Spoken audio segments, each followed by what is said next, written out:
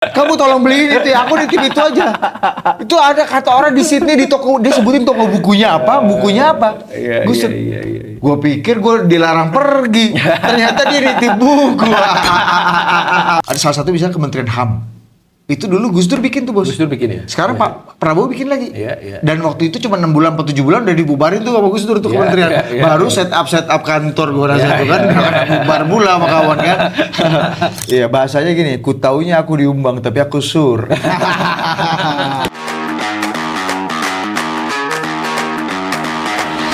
Oke, jumpa lagi di Deep Talk Indonesia. Kali ini kita kedatangan tamu yang sangat luar biasa.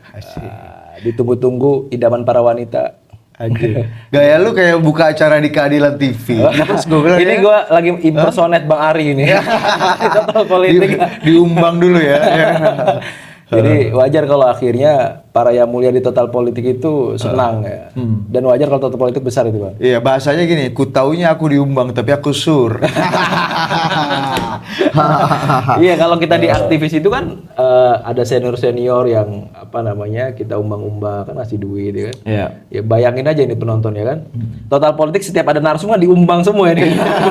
Makanya gua sama Ari itu kan ada yang bilang kalau misalnya teman-teman di Bocor Alus Tempo gitu kan, dia apa namanya flagship karirnya jurnalisme investigasi. Iya, Jadi iya. reporting, investigasi report, kemudian itu diolah jadi sebuah produk jurnalistik kan. Iya. Ada yang misalnya jurnalisme sastrawi, ada jurnalisme macam-macam. Kalau gua sama Ari, kita kayaknya jurnalisme of happiness, Bos. Bikin happy dulu. Iya. Narasumber kita bikin happy, abang ini paten juga jamnya, Bang. Belum pernah aku lihat politisi kayak abang ini jamnya ini. Benerin dah. Memang cuma aku yang punya. Kadang-kadang kan dia pengen juga nih sur-suran gitu kan. Akhirnya apa? Orang jadi, kan gini, Bos. Orang paling penting itu satu sisi yang dimiliki hampir semua orang. Selera makan bisa beda, selera terhadap pasangan bisa beda, selera keyakinan bisa beda. Tapi ada yang satu mereka semua sama. Mereka senang kalau dipuji, diberikan kata-kata yang baik. Kalau nggak manis ya, Iya. gitu. Kalau istilahnya Bambang Pacul itu namanya madukoro. Madukoro tuh kata-kata yang manis dan menyehatkan. Madu itu manis, koro itu kata-kata. Iya. Kata-kata yang manis dan menyehatkan.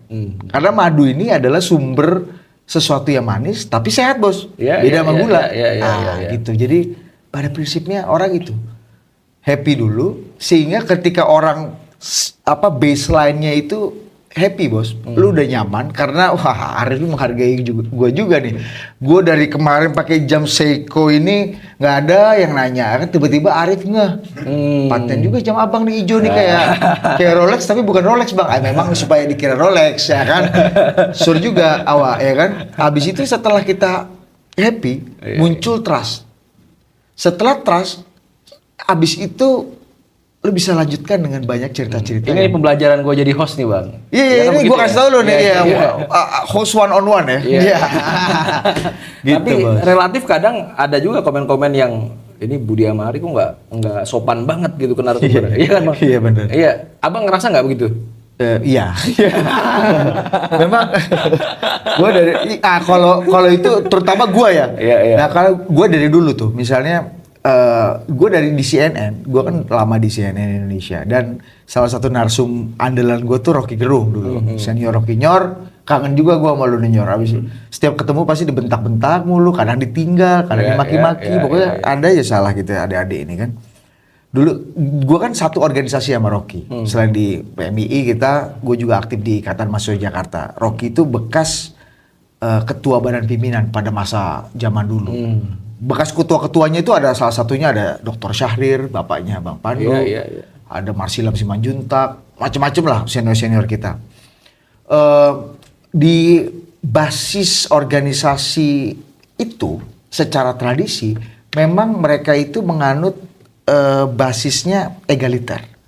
Jadi kalau bisa sebut nama aja, nggak usah sebut Pak, Mas, Bang, Bu, itu kultur feodal. Kita ini egaliter. Kalau dulu tuh kan para pejuang kita kan masa lalu kan ya supaya tidak terkesan feodal atau tidak ada nuansa feodal, panggilnya Bung, sehingga ada kesetaraan. Iya, kan? Tapi ini enggak, ini yang lebih advance lagi, level dosisnya lebih tinggi lagi, lu panggil nama aja. Nah makanya waktu itu kalau misalnya tetap nggak enak mulut lu panggil nama, ya lu panggil Nyor, senior, Nyor Rocky, gitu. Jadi untuk menggantikan kata Bang, Mas yang sangat feodal gitu kan dianggapnya. Ya, jadi gue nggak boleh manggil Bang ya? Panggil Didit aja waktu panggil Bude, Bud, lu gitu. Nah jadi maksudnya itu manggilnya Rocky. Nah itu yang kemudian gue bawa di layar waktu itu di CNN Indonesia. Jadi manggil orang lain kan belum tentu satu ini kan, satu kultur kan. Mas Budiman gimana? Rocky gimana? Lu gimana, Rocky gimana? Jadi gua gitu-gitu. Wah, itu habis bos di komen, Bos. Memang presenter nggak punya sopan santun, nggak punya adab, ya kan, nggak punya adab sopan santun. Gue bilang, memang jadi presenter tuh nggak perlu adab dan sopan santun, perlunya ganteng kan. Nggak ada latih gua, tapi oke lah. Terima kasih. Iya, dan ini adat kita kan ketimuran Mas Bud, jadi wajar kalau akhirnya ada komen-komen begitu. Betul, wajar dan dan santun sebagainya. Ya itu style aja sih Rip ya. Tapi kan ya kita tetap untuk kayak Opung kan, memang juga kita jaga lah, nggak mungkin Opung gua ojek-ojek apa, tapi ya kita berusaha menjadi anak muda yang kita di level yang setara lah, di level yang lebih egaliter. Salah satu mentor gue tuh Pak Wimar Witular, sama modelnya dari satu kultur tradisi intelektual dan politik juga yang sama. Dia itu saking nggak mau disebut namanya Pak Wimar, lu kalau nggak bisa manggil gue Wimar, lu panggil gue aja WW, inisial aja. Jadi satu kantor itu pernah bos. Jadi satu kantor di kantornya Pak Wimar itu manggil semua orang itu dengan inisial. Misalnya Arif Fadilah. AF hari ini AF lo tugas kesini ya hari ini ya. Jadi nggak panggil nama bos. Saking budaya itunya udah diimplan di situ. Nah mungkin itu yang mengkulturi atau mendasari gue sama Ari bisa terlihat lebih egaliter. Tapi tetaplah harus dijaga sopan santun. Ya, problemnya kan bukan hanya ucapan. Kadang yang lagi viral kemarin kan urusan begini-begini. Kalau itu mengatel bos. Ya, itu emang salah gue juga. Lu tau gak? Bukan cong, dan itu bukan congnya ya kawan-kawan ya. Itu kalau gue habis berenang kemarin. Gak cocok sama kamu itu. Lu tuh kulit tuh kering di sini tuh kalau. Iya. Gatel juga tuh. Itu waktu itu sama Panji tuh ya? Sama Panji. Iya. Sama Panji. Jadi ya gitulah. Gue bilang lagi viral-viralnya, lagi jelek-jeleknya lagi kan? Iya, udah lagi gendut lagi. Ini pakai baju CCCP Uni Soviet kan? Iya. Disangka orang kiri kan, kiri tanah tak mampu ini kan? Mas Bud, berkali-kali gue ngeliat lu tuh pakai baju Gus Dur ya. Baik di total politik maupun di keseharian gitu. Bagi lu apa Gus Dur itu Mas Bud? Wah, Gus Dur tuh ini bos, pandom lah ya. Kapal pandu, pandom, dan panutan gue dalam melihat Republik dan mencintai Republik bos. Menurut gue sih itu ya. Gus Dur, gue tuh selalu itu yang mendasari tindak tanduk, karir, dan perjalanan politik gue, perjalanan publik gue ya, baik di politik ataupun di jurnalistik, itu selama ini dan mungkin mudah-mudahan sampai ke depan. Kenapa? Karena gue selalu berpikir bahwa medium yang kita punya, baik kekuasaan politik, organisasi yang kita punya, media yang kita naungi, tulisan yang kita buat, itu harus sebesar-besarnya punya pengaruh kepada orang-orang yang mungkin selama ini terpinggirkan. Yang secara statistik lu kayaknya nggak direken, tapi lu harus ada buat mereka. Karena mereka tidak akan dicari karena tidak bisa menghasilkan statistik pemilu, statistik suara untuk lu. Sehingga mereka selama ini terabaikan. Dan Gus Dur mengajarkan, meskipun ini beresiko, Gus Dur hadir untuk melindungi dan menjadi rumah yang aman dan nyaman buat mereka. Nah, Gus Dur itu yang menurut gue mendasari gue kenapa gue sangat mengagumi dan mencintai Gus Dur. Ya karena kan belum pernah lu omongin soal Gus Dur dimanapun ya. Gue belum pernah ngeliat. Satu sisi kalau kita misalkan main ke total politik banyak banget foto Gus Dur. Iya kan, banyak banget foto Gus Dur. Iya. kenapa, makanya gue tanya soal kenapa. Iya, iya. Dan lu kan pernah ketemu juga langsung ya? Pernah. Iya kan? Pernah. Dulu tuh gue ini bro, gue tuh beruntung lah ya. Waktu gue awal-awal kuliah, gue kan angkatan 2006. Itu Gus Dur itu punya pengajian di Hutan Kayu, bos. Kongko bareng Gus Dur yang mengasuh Kiai Guntur Romli, bos. Sama Pak Acun sama siapa Panglima Berani Mati? Gus Nuril Arifin. Gus Nuril yang gondrong itu ya. Gus Nuril beberapa kali, tapi Pak Acun dan inilah Mas Guntur lah yang mengasuh mingguan. Jadi setiap hari Sabtu pagi jam 8 pagi Gus Dur tuh bikin kongko bareng Gus Dur namanya di kedai Hutan Kayu, kedai Tempo di Hutan Kayu. Itu siaran radio di KBR 68H, disiarkan di KBR, tapi orang bisa nonton. Nah, setiap minggu itu bos, karena gue dari SMP, SMA, gue mengagumi dan mengikuti Gus Dur, perjalanan Gus Dur, dan gue mengilhami bahwa Gus Dur ini adalah kayaknya sosok yang harus gue panuti. Gue berkesempatan, Rif, dalam hidup gue untuk ngaji di situ. Kan ngaji itu kan belajar kan, nyantri at least mingguan lah, dengar Gus Dur setiap minggu ceramah tentang banyak hal. Tidak hanya topik agama, tapi topik politik, topik keseharian, kadang-kadang budaya, kadang-kadang waktu itu kita bicara, Gus Dur bicara Beatles dan Bee Gees dan pop culture, karena dia bekas Ketua Dewan Kesenian Jakarta, gitu-gitu. Jadi Gus Dur itu memang beyond NU, beyond Islam, beyond Sunni, ya kan? Dia lintas spektrum, itu yang bikin Gus Dur itu layak dikagumi. Dan gue punya kesempatan tuh untuk ngaji di situ. Setelah itu gue punya kesempatan juga, karena memang dari basisnya gue menyukai dan mengagumi Gus Dur, gue cari nih siapa nih produk-produk hilirisasinya Gus Dur yang bisa gue akses ya. Downstreamingnya siapa? Salah satunya Pak Wimar Witular. Sejak 2006-2007 gue berguru ke Pak Wimar Witular. Kayak lu lah, ke Opung Panda, datang ke acaranya Wimar di mana gue datang. Ini lagi, lu harus tahu apa kesukaan galah lu nih. Nah, mentor lu nih, calon mentor lu nih, orang yang akan membawa lu terbang naik nih, kira-kira kesukaannya apa? Apa yang bikin dia happy?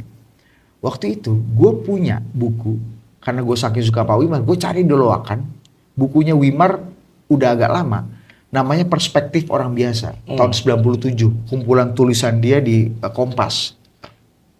Buku udah langka sekali. Waktu itu ada acara tahun 2007 di salah satu stasiun TV. Biasa kan mahasiswa kita suka nonton tuh, diajak tuh jadi grupis kan, tepuk tangan kan. Tapi acara diskusi, pas break atau pas abis gitu, gue datengin Pak Wimar, gue bawa bukunya. Hah? Gila, lu punya buku ini? Lu umur berapa? Gila, ini buku gue aja udah langka nih, gue aja kayaknya buku gue ini kemana gitu. Dia impress dari situ. Nah, itu pertemuan pertama tuh? Pertemuan pertama gue sama Pak Wimar. Ini gue anggap kalau gue nggak bisa nyantri sama Gus Dur, gue nyantri sama produk hilirisasinya. Ya, titisan dan tetesan-tetesannya dia. Disitulah Pak Wimar, gue kenalan sama Pak Wimar. Wah, impresnya anak canggih nih. Mau mendekati gue dengan sesuatu yang membuat gue seneng lah, tersipu juga, ada anak muda masih kenal sama dia dan punya produknya dia. Itu happy. Sejak itulah gue magang sama Pak Wimar. Dan Pak Wimar waktu itu ini bos, masih jadi talk show host yang top. Dia waktu itu punya 3 acara TV, di Antv, di Jak TV, sama di Metro TV. Disitulah gue magang, gue belajar tuh meng-create talk show tuh kayak gimana.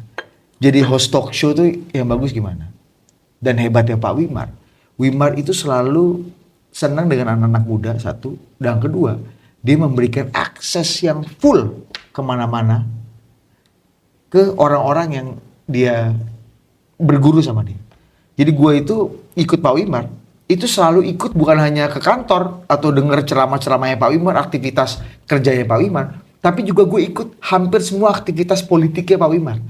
Ketemu tokoh ini, datang ke forum ini, ketemu orang ini, orang itu, orang ini, orang itu.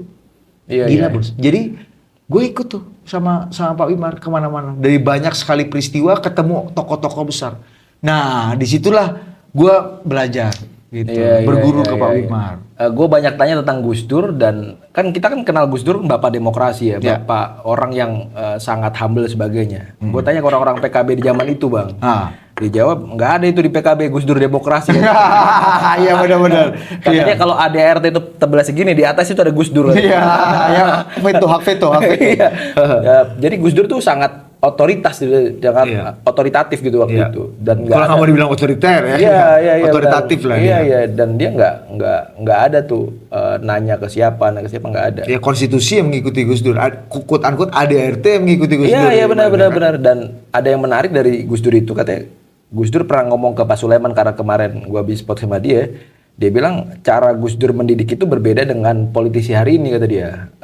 Saya bilang siapa politisi hari ini? Anggaplah Pak Jokowi, kata dia kan.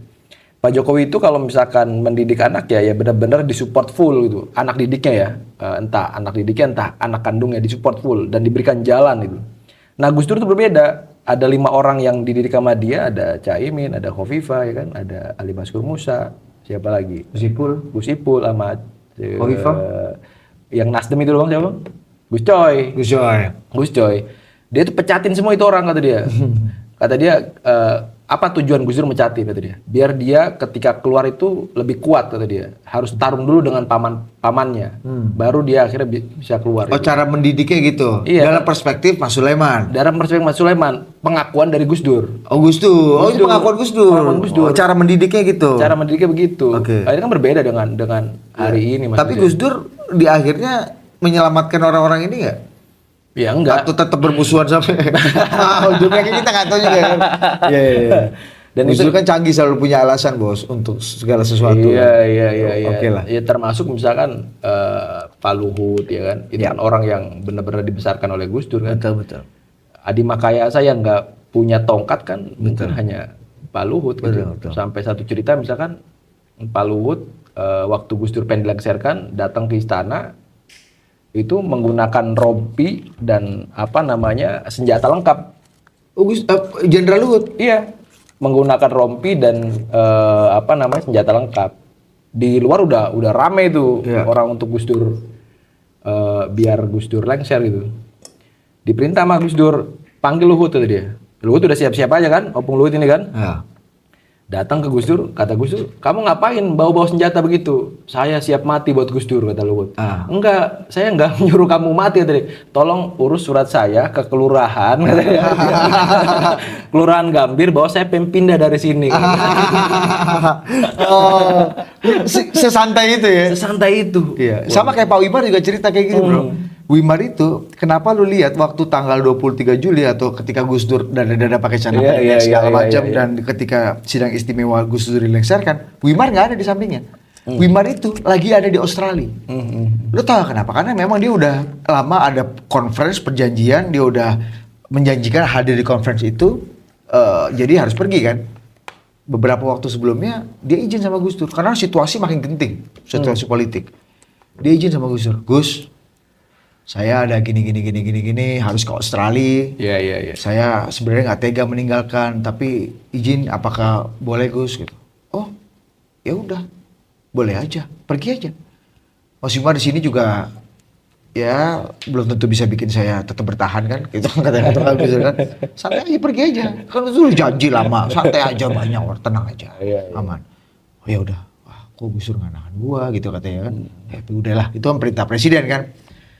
Pak Wimar keluar ruangan nih, begitu keluar ruangan, jalan menuju keluar gitu, di pas pampres kejar, Pak, dipanggil presiden. Kata Pak Wimar, wah ini pasti gua disuruh bertahan nih, diminta Gus, jangan pergi Wimar, sini aja temenin saya gitu kan, karena Wimar salah satu orang yang hari-hari juga mendampingi terus Presiden Gus Dur. Masuk dia ke ruangan presiden. Ya, gimana Pak Presiden? Saya nggak boleh pergi ya? Enggak Mas Wimar. Nanti kalau ke Australia itu ada di toko buku di Sydney, ada satu buku yang ini, kayak bukunya Ted Sorensen yang ini aku belum punya. Kamu tolong beliin itu ya, aku nitip itu aja. Itu ada kata orang di Sydney di toko, dia sebutin toko bukunya apa, Gus, gue pikir gue dilarang pergi, ternyata dia nitip buku. Gitu loh, maksudnya. Iya. Maksudnya dia bisa sesantai itu, maksudnya untuk harusnya kan ketika masa-masa genting, orang-orang yang terdekat dengan lu pastikan kumpul di ruangan ya atau kumpul di rumah di mana lu berada kan. Jadi ini tempat apa sih tempat command centernya kan. Logikanya gitu kan bos. Saya misalnya kalau ada keluarga kita misalnya udah mau meninggalkan kita gitu kan, pasti keluarga normalnya kumpul dulu apa gitu, kasih doa-doa, kasih semangat. Iya. Ini enggak, cuek aja, tenang aja, lu ada di sini nggak ada di sini nggak ngaruh juga, Rip, udah tenang aja ya kan, santai aja, lu di sana aja, mungkin lu ada gunanya di sana gitu. Iya. Akhirnya bener kata Pak Wimar, gua di Australia waktu itu, dan gua begitu Gus Dur tumbang, Australia itu kan media yang punya atensi gede banget sama politik Indonesia kan, karena tetangga kan. Iya. Wah, dan gua waktu itu jadi pembicara utama di hampir semua TV di Australia. Gue ceramah kemana-mana, gue bicara ini kejahatan politik, kejahatan demokrasi. Jadi Gus Dur kayaknya kesannya mengirim gue ke sana untuk menjadi juru bicara gue kepada dunia. Gue bicara di ABC, CNN, semua media internasional. Ya uang juru bicara presiden, lagi di Australia. Semua media internasional itu wajahnya Wimar Witular bos. Jadi spokesperson of the president yang ada di Australia, dia bisa ngomong apa aja dan mendefend Gus Dur di media internasional. Ya, ketika di dalam negeri lagi di kucilkan. Iya. Dan itu cara Gus Dur luar biasa ya. Nggak ngerti kan maksud gua? Iya benar juga mungkin canggih bos. Jadi udah Wim lu ada guna kata Wimar. Bener juga ya, mungkin kalau gue di Indonesia ya gue nggak mau ngomong apa aja orang nggak percaya. Iya. Orang Gus Dur lagi salah. Ya kadang-kadang punya cara-cara lain ya memang untuk ini betul. Ngetes begitu tuh luar biasa. Ya kayak gitu benar-benar. Dan hari ini kayak nggak ada orang yang kayak Gus Dur ya bener. Jarang ya. Ya mungkin ya. Tapi gue tuh agak ngelihat ya. Kok gue merasa bahwa Pak Prabowo ini banyak value-nya dekat sama Gus Dur. Menurut gue ya. Yang pertama nih. Ini baru-baru aja nih. Ini gue inget banget nih. Dua hal nih. Yang paling current. Yang pertama pembentukan kabinet. Pembentukan kabinetnya Pak Prabowo ini kan banyak yang bilang bahwa ini kabinet gemuk, kabinet pelangi, kabinet gemuk, yang wow semua orang masuk di sini, kabinet rekonsiliasi lah, persatuan, kabinet persatuan, unity cabinets, sama seperti kabinetnya Gus Dur, persatuan nasional. Kabinetnya gemuk juga bos. Ada juga kementerian-kementerian yang dulu zaman Gus Dur ada, sekarang ada lagi. Ada salah satu misalnya Kementerian HAM. Itu dulu Gus Dur bikin tuh bos. Gus Dur bikin ya? Sekarang Pak Prabowo bikin lagi. Iya. Dan waktu itu cuma 6 bulan atau 7 bulan udah dibubarin tuh sama Gus Dur tuh kementerian. Baru set up kantor gue rasa tuh kan. Bubar pula sama kawan kan. Pak Prabowo dibikin lagi. Jadi banyak kayaknya agak-agak sama nih. Menurut gue ya. Satu, soal besar kabinet. Yang kedua, kalau lu lihat berapa sih Rif orang-orang paling dekatnya Pak Prabowo, orang-orangnya Prabowo banget yang jadi menteri. Gue itu nggak sampai 6 itu 5 dari 50-an menteri ya. Let's say di luar istana kepresidenan ya, istana kepresidenan itu udah pasti harus ring utamanya Pak Prabowo. Misalnya Menlu Pak Sugiono, Menhan Jenderal Sabri Samsudin, mungkin Kepala Bappenas Pak Rahmat Pambudi udah lama sama beliau. Mungkin Bang Supratman Andi Aktas, Menteri Hukum, Kepala BIN Herindra 5, apalagi. Yang Pak Prabowo banget ya? Iya. Siapa? Coba. Siapa? Fadlizon 6 lah. Di antara sekian puluh loh bos. Dulu Pak Jokowi kita bisa sebut banyak banget bos. Yang Pak Jokowi banget. Banyak banget. Dari mulai, kita tahu cerita Pak Luhut yang gak disetujui Bu Mega sama itu, Pak Jokowi sikat. Budi Karya, sampai orang kayak Tom Lembong, orang kayak, ya kan? Itu kan Pak Jokowi banget gitu. Nah kembali lagi gitu Rif. Maksud gua, sama juga nih. Dulu gue inget banget Gus Dur pernah bilang di mana-mana. Ketika bikin kabinet persatuan nasional, Gus Dur bilang gini, saya cuma minta 3 jatah menteri ya, atau 4 jatah menteri. Sisanya kalian banca aja, silakan banca, bagi-bagi. Saya coba minta Menteri Luar Negeri Alwi Shihab, saya minta Menko Equinnya Kwi Kian-gi, saya minta Menteri Agama Tola Hasan, dan mungkin kayak Bu Khofifah, Menteri Peranan Perempuan, Pemberdayaan Perempuan. Sisanya lu bagi-bagi aja. Akhirnya bener kan, ini kabinet jadi kabinet bagi-bagi kan. Semua bagi-bagi. Banyak banget. Semua masuk di situ. Tapi apa yang terjadi, Rif? Mulai 3 bulan, 4 bulan, kita lihat reshuffle terus terjadi. Karena ini bukan orang-orang Gus Dur, dan Gus Dur menguji bagaimana loyalitas dan kinerjanya secara berkala. Makanya reshuffle-nya terjadi sering. Karena basisnya adalah ini kabinet bagi-bagi memang. Iya. Ya udah kan gue punya prerogatif. Pertama gue bagi nih, tapi kan orang lu harus buktikan. Buktiinnya dua, kinerjanya oke apa enggak. Yang kedua, lu loyal sama presiden apa loyal sama majikan yang lain. Karena lu sebagai menteri, lu harus loyal kepada presiden. Nah, itu yang kemudian diuji. Iya. Gue agak curiga, jangan-jangan Pak Prabowo juga melakukan hal yang sama ke depan. Iya. Gue agak curiga, mudah-mudahan enggak. Tapi sudah ada presidennya, yaitu Gus Dur. Iya. Polanya sama. Orangnya Gus Dur sedikit, orangnya Pak Prabowo juga dikit.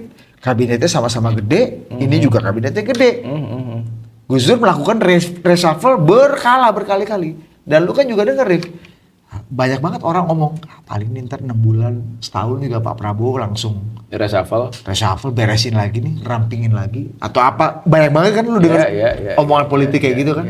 Gue jadi ingat Gus Dur, meskipun kondisinya berbeda ya. Waktu itu memang lu perlu rekonsiliasi dan persatuan untuk menuju transisi demokrasi dan reformasi kan, dari Orde Baru ke reformasi. Penting sekali tuh. Sekarang mungkin kondisinya nggak se-ekstrim dan seganas itu. Tapi Pak Prabowo juga penting. Lu butuh unity, persatuan nasional setelah melewati hampir 10 tahun polarisasi politik yang tajam banget, Bos. Yang kedua, kalau lu memang ingin mencapai Indonesia Emas 2045, ya lu sebelum mikirin pertumbuhan 8% untuk menuju 2045 Indonesia Emas, ya lu harus bikin politiknya rukun dulu, stabil dulu. Caranya paling gampang melalui cara yang demokratis. Apa, Rif? Bukan jadi otoriter, bukan ubah konstitusi, bukan lu jadi pemimpin yang main tangan besi, enggak. Lu akomodatif supaya happy semua orang. Iya kan? Kan pada dasarnya orang happy. Kalau orang happy, lu bisa diajak kerja sama. Gitu, Rif. Jadi menurut gua, ini agak sama. Itu pertama. Yang kedua, lu lihat nggak atensi Pak Prabowo kepada dunia internasional? Iya, mirip-mirip sama Gus Dur. Gus Dur itu, Bos, dalam 20 bulan pergi berapa, gue lupa datanya, tapi kita tahu Gus Dur keliling dunia kerjanya. Untuk apa? Bukan untuk jalan-jalan. Sama kayak Pak Prabowo nih.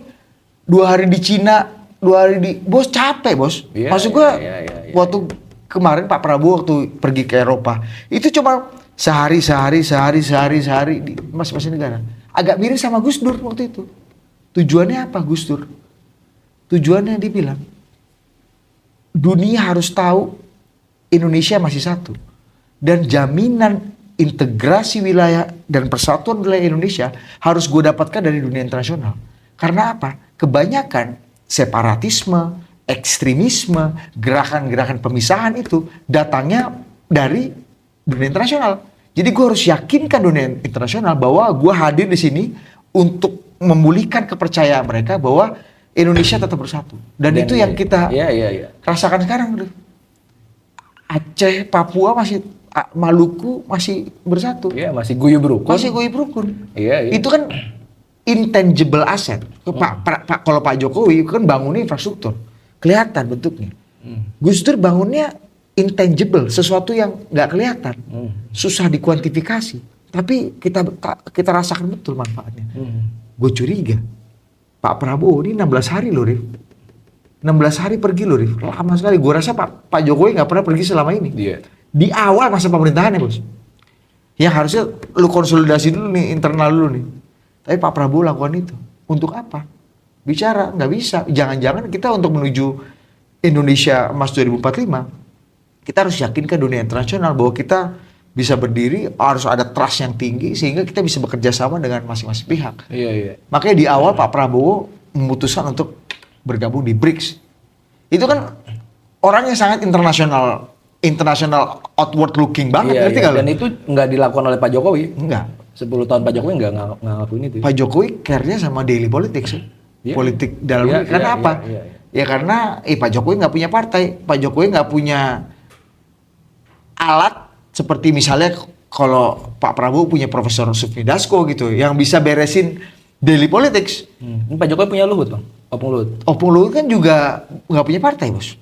Oh iya. Nggak menguasai parlemen, Bos. Golkar kan juga bukan prominent. Waktu itu lo masih ingat, Golkar pecah, Bos. Pada masa awal pemerintahan Pak Jokowi kan JK Golkar waktu pecah. itu ya. 2014 itu kan Golkar ada kubu Abu Rizal Bakri sama kubu Agung Laksono, Bos. Iya. Dispute. Dan waktu itu Pak Abu Rizal Bakri sangat Pak Prabowo. Ngerti gak? Jadi ya itu yang membuat kenapa Pak Jokowi mungkin melakukan sendiri kerjaan jahit-menjahit daily politics ini dengan meramu dan formulanya dia yang dibantu orang-orang dia, tentu salah satunya Jenderal Luhut segala macam, tapi orkestrator utamanya Pak Jokowi sendiri. Kalau Pak Prabowo kan udah ada Bang Dasko. Terawangan lu Bang, kalau misalnya akhirnya Gus Dur waktu itu merangkul semua ya, akhirnya jadi kabinet yang bagi-bagi kan sama yang hari ini dilakukan ya? Ya agak mirip lah. Agak mirip. Siapa orang yang tondo-tondonya akan di-reshuffle pertama? Siapa nih? Gus Dur apa Sekarang. Wah, gua nggak bisa sebut, Bos. Lo ini menjauhkan gua dari rezeki, Bos. Menurut gua sih. Tapi ada. Yang punya tondo-tondo kesan ada? Ada lah, harusnya ada. Harusnya ada. Orang yang masuk. Ini jaga-jaga banget ya? Iya, bukan. Ya, pasti basisnya harus kinerja, Bos. Menurut gue ya. Like or dislike itu dikesampingkan ketika bicara mengenai politik akomodasi. Lu bayangin ya, Bos, di kabinetnya Pak Prabowo, kita bisa nebak gimana? Pak Prabowo ini pro muktamar luar biasa PKB apa enggak ya? Wong, ada Gus Ipul, ada Gus Imin di situ. Ada Mas Karding, ada Faisal Riza di situ. Ini pro yang mana ya? Dua-duanya dikumpulin, Bos. Jadi kita nggak bisa nebak nih preferensinya kemana. Kalau Pak Jokowi kita bisa lihat preferensinya kemana. PBNU-nya siapa, Menteri Agamanya siapa. Ini ngerti ya? Dia punya kelihatan gitu. Ini kan enggak. Iya, sangat soft. Bener-bener ini unity. Lu berkonflik nih. Misalnya kita tahu bagaimana hubungan Pak Erlangga sama Pak Bahlil. Masuk, Bos, dua-duanya bareng. Pak Erlangga sama Pak Agus Gumiwang misalnya. Bareng masuk, Bos. Pak Budi Gunawan, orang yang dianggap selama ini kepala badan intelijen tapi tidak berada di intelijen presiden, misalnya gitu. Pada waktu itu kan menjelang pemilu kan begitu, masuk barang ini. Tapi apakah ya Pak Prabowo, apakah trust sama mereka? Ya belum tentu. Tapi ya namanya akomodasi politik, basisnya satu, kinerja. Dan kinerja itu dihitung seiring perjalanan waktu. Sama kayak Gus Dur, Bos. Dua aja dinilai, kerja lu bagus apa enggak. Yang kedua, loyal lu ke siapa? Ke presiden apa bukan? Seperti cerita lu yang tadi, Liv. Dua itu aja yang diuji. Oh, kalau lu loyal masih loyal sama yang lama, tapi kinerja lu bagus, oke lah. Berarti lu gue terusin, tapi mungkin beberapa fungsi lu akan gue alihkan ke orang lain. Kalau lu kinerja lu busuk, dan lu loyalnya ke majikan lu yang lain, bukan presiden, ya udah lu out aja pasti. Sesimpel itu aja. Ini satu hal yang juga sama antara Pak Prabowo dengan Gus adalah soal kesederhanaan, konsep kesederhanaan gitu. Di TNI kan satu Sabta Marga di situ tuh, Bang. Soal kesederhanaan gitu ya. Gua nggak bisa ngebayangin apa langkah Pak Prabowo terhadap menterinya yang misalkan contoh masih bermewah-mewahan misalkan. Jam tangan yang 2 miliar, 3 miliar gitu. Di saat di buku Pak Prabowo itu menjelaskan full tentang M. Yusuf yang sangat luar biasa. Dari tahun 83 Pak Prabowo kapten di bukunya, itu datang ke rumah M. Yusuf, dan Pak Prabowo Brigjen datang ke rumah M. Yusuf, itu furniturnya sama. Itu kan sosok yang sederhana banget gitu. Dan itu bener-bener banyak ditulis di bukunya Pak Prabowo. Mungkin nggak Pak Prabowo tuh ngikutin kesederhanaan itu, Bang, dengan dunia hari ini ya? Kesederhanaan sama tidak bermewah-mewah itu kan beda ya, Rif. Kalau menurut gua Pak Prabowo itu kan, kalau mau dibilang, ini ceritanya Gus Romi nih. Waktu 2014, Roma Hurmuzi kan waktu itu sekjen P3. Dia dukung Pak Prabowo, Hatta waktu itu. Dia cerita, Pak, ke Pak Hatta Rajasa, ke Pak Prabowo lah, Pak, ini kita kita ini Bapak diunggul di semua hal kecuali satu, kesederhanaan dan kurang merakyat. Kalau bisa Pak, Bapak ini naiknya Avanza atau minimal Innova lah Pak mobilnya. Pak Prabowo nolak bos. Wah nggak bisa mas, saya sehari-hari nggak naik itu. Kalau saya naik Innova atau Avanza, saya membohongi rakyat. Saya nggak mau membohongi rakyat. Ini menurut pengakuannya Mas Romi. Akhirnya Mas Romi pusing nih, aduh Pak Prabowo mental nih, nggak mau nih diajak kompromi. Padahal kalau Pak Prabowo pakai Innova aja misalnya ya, kayak Pak Jokowi, waktu itu kan Pak Jokowi kan kayak Jokowi adalah kita bos, kayak tetangga kita aja, one of my neighbor, satu di antara kita yang ada di sana aja bos, orang kayak tetangga kita aja biasa. Pak Prabowo nggak mau bos, karena dia bilang gue ngapain, gue hari-hari pakai Lexus, gue pakai Lexus mewah, gue mahal harganya Lexus berapa, hampir 1 M atau mungkin lebih. Gue nggak bisa pakai Innova. Gue nggak mau bohongin rakyat. Kalau rakyat suka sama gue ya pilih aja. Kalau enggak ya nggak apa-apa. Gitu. Udah. Dia gagal nih meyakinkan Pak Prabowo nih, Rif.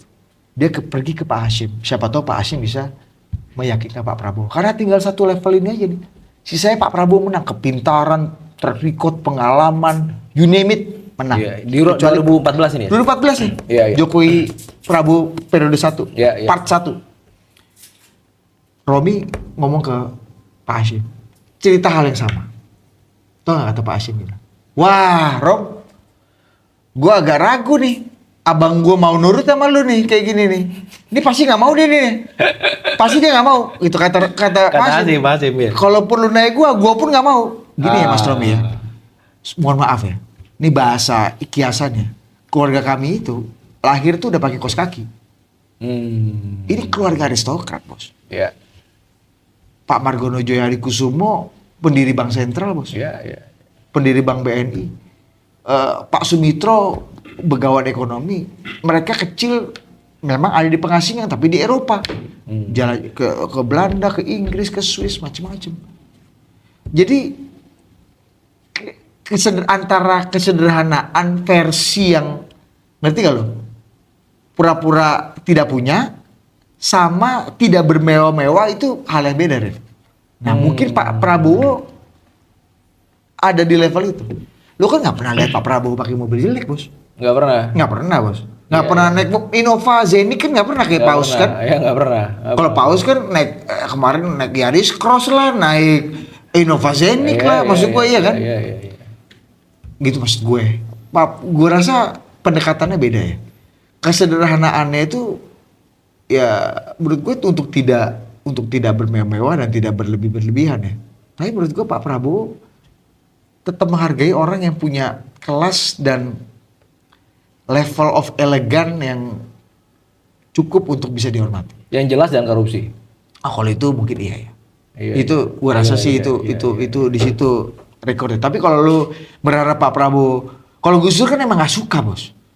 Gus Dur, lu tahu kan dari semua cerita keluarga Mas Sulaiman juga pasti cerita, gue suka gak suka pakai sepatu aja gak suka, masalahnya gak suka bos. Kalau lu bermewah itu nggak nyaman sama diri lu. Kalau lu makan pakai sendok garpu, kayaknya kurang. Makan padang pakai sendok garpu nggak enak. Kalau Pak Prabowo mungkin bisa bos. Gus Dur apa enaknya bos, makan begitu aja kan. Iya. Ini masalah kenyamanan aja menurut gua. Iya. Jadi agak beda lah menurut gua. Iya dan Gus Dur memang the one and only yang nggak bisa digantikan ya. Yoi bos, itu hebat lah. Gua merasa ya Pak Prabowo. Ya, satu lagi ya menurut gue Pak Prabowo agak dekat dengan nilai Gus Dur bos. Pak Prabowo tuh hidup dalam diversity sejak dia masih kecil. Bapak ibunya beda agama, dia dengan kakak dan adiknya beda agama. Gue tuh dari SD sampai SMP sekolah Katolik bos. Gue merasakan ada periode pertumbuhan diri gue. Ada periode dalam hidup gue tuh jadi minoritas. Ketika gue berpuasa, gue dilindungi sama teman-teman gue yang Katolik, yang Kristen. Mereka nggak berani makan depan gue.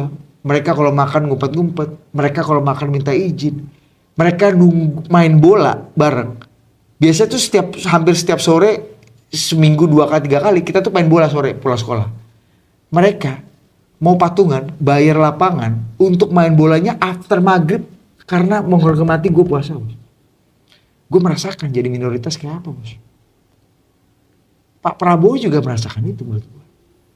Ketika dia jadi muslim, kakak adiknya semua Katolik Kristen loh bos. Pak Hasyim Kristen, kakaknya Katolik, ibunya Kristen, bapaknya Islam. Iya. Sokol dalam sibling kakak adik Pak Prabowo minoritas Islam sendiri. Iya. Maksud gua ini value yang basicnya lu ada di Pak Prabowo dan itu Gus Dur banget bos. Gus Dur banget Bos.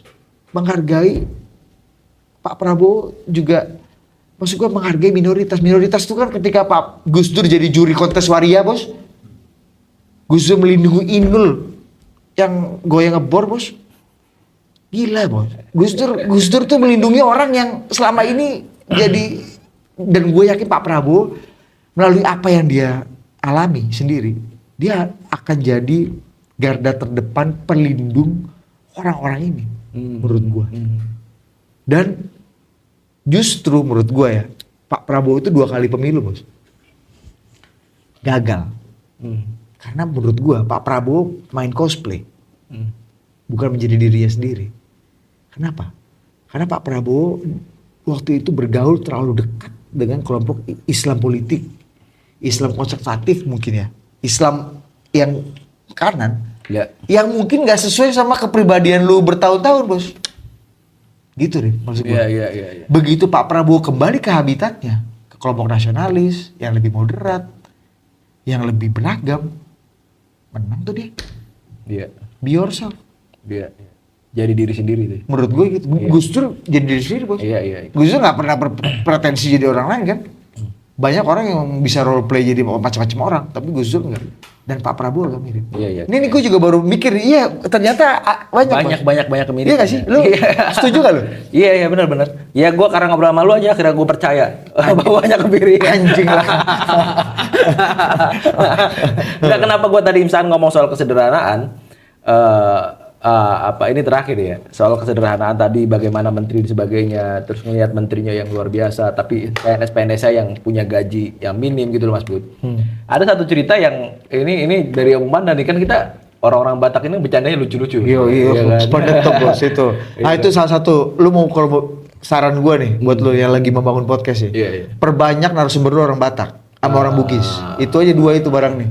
Bugis, Batak, Madura. Itu ya. Bugis, Batak, Madura, BBM nih. Itu rumus algoritma, Bos.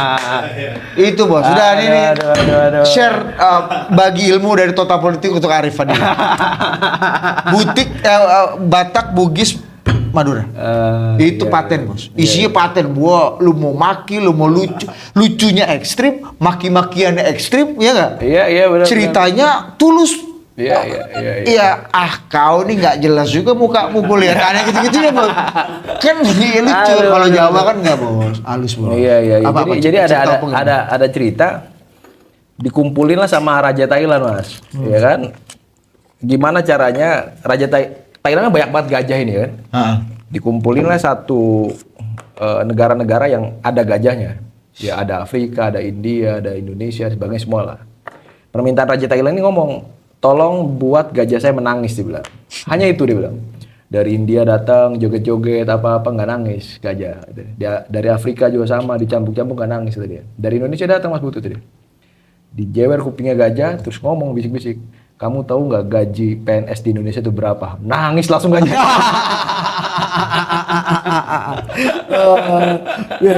Aduh. Cerita orang tua dulu tuh. Anak Gen Z nggak? Anak Gen Z yang hidup di PMI, di Cipayung tuh mungkin nyambung. Anak Gen Z SCBD nggak nyambung. Apaan sih? So dirty, so apa? Oke Mas Bud, makasih. Asik juga Rif. Asik juga ya. Kita pengen kayak Total Politik lah ya. Ya harus lebih besar lah. Oh iya, siap. Harus lebih gede. Iya, makasih atas waktu dan kesempatannya. Makasih Rif, sama-sama Rif. Iya. Kamsyah.